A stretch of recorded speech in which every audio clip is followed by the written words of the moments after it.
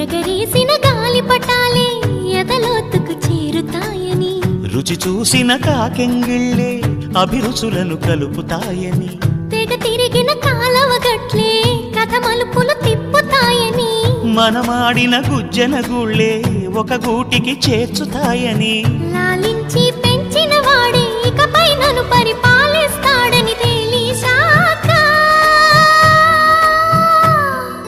నువ్విక్కడుండి నేనక్కడుంటే, నువ్విక్కడుండి నేనక్కడుంటే ఎంత కష్టం. నువ్వు నేను కలిసుంటేనే నాకెంతో ఇష్టం.